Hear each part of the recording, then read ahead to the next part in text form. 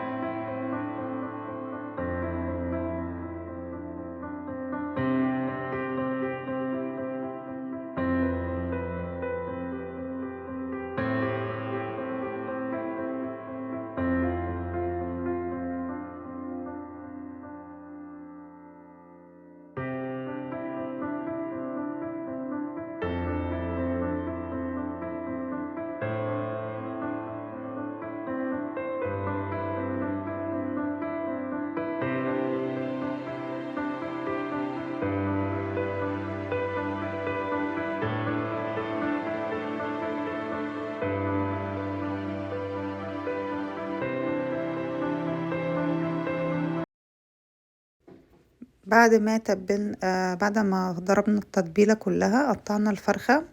وافتحي الفرخه فتحات كتير، يعني طول ما انتي الفرخة بعد ما قطعتيها، انا قطعتها من النص. هي الفرخة صغيرة تقريبا بتاع حوالي عفوا، تقريبا بتاع حوالي كيلو ونص كده. فانا يعني عملتها كده من النص من عند الصدر، قطعتها وفتحتها بقيت عمالة بعمل فيها فتحات عشان خاطر التتبيلة تخش لغاية ايه جوه. تمام. وبعد ما عملت خلط التتبيلة بتاعة الفلفل والبصل والثوم والطماطم، هنحط لها ملح وفلفل وبابريكا، و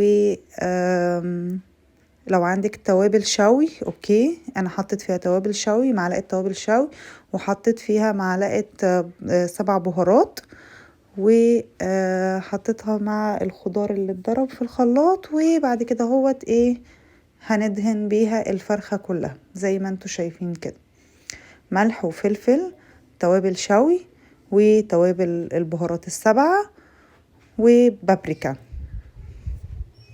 تمام.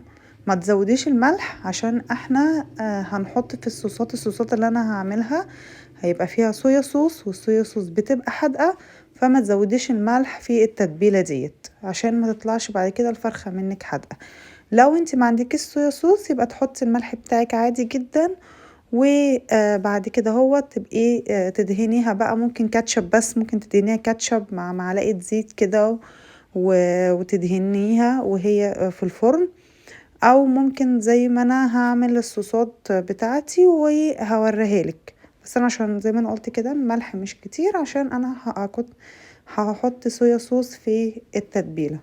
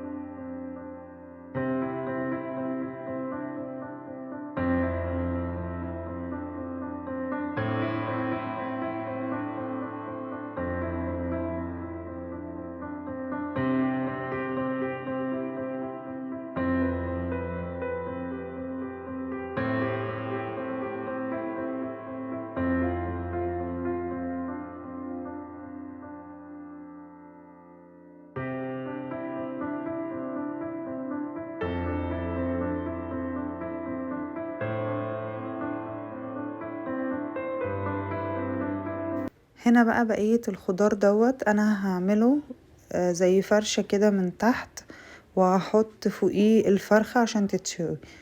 الخضار بطاطس وجزر وفلفل وبصل، هقطعهم. تمام. وفي نفس الوقت هحط لهم نفس الخضار اللي اتضرب في الخلاط ونفس التتبيلة بتاعة الفراخ. انا حطيت كمان مع التتبيلة بتاعة الفراخ نعناع ناشف، بيدي طعم وريحة حلو قوي للاكل النعناع الناشف.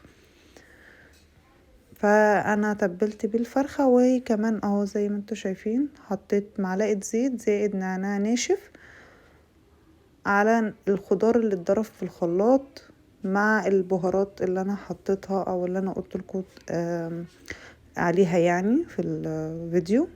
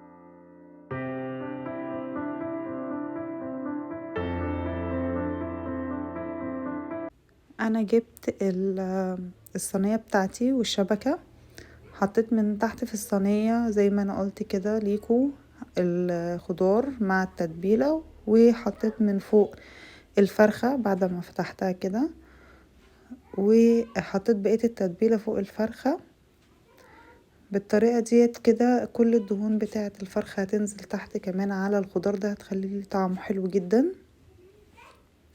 زي ما انتوا شايفين كده. وبعد كده ادخلها الفرن، هتقعد ربع ساعة او نص ساعة، وهنطلعها ندهنها ب الصوصات اللي انا هقول لكم عليها او اللي انا هجيب لكم صورتها دلوقتي. معلقة صويا صوص ومعلقة باربيكيو ومعلقة كاتشب. تمام. انت ممكن يعني الصويا صوص ممكن تبقى معلقة، لكن الباربيكيو والكاتشب ممكن تزوديهم شوية، مفيش مشكلة. زي ما انتوا شايفين كده انا الفرخة بعد ما قعدت تقريبا نص ساعة او ربع ساعة في الفرن هي لسه ما استوتش، بس طلعتها وقعدت ادهن فيها.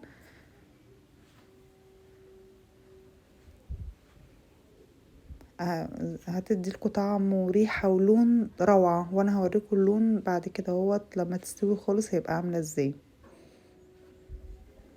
تدهنيها كلها. الحركة دي بعد ما الفوق ياخد وش كده خفيف، يعني ممكن مثلا يخش جوه ياخد نص ساعة كمان. بعد كده تبتدي ان انتي تقلبيها على ظهرها، وكمان من جوه تدهني نفس اللي احنا دهناه دوت بالظبط برضو ايه من جوه، وتسيبيه برضو ياخد وش. تمام. بعد كده هوت ممكن بقى لو عايزة تولعي شوية الشواية عليها اوكي، هي كده كده اصلا مش محتاجة شواية، الفرن لوحده بيدي لون.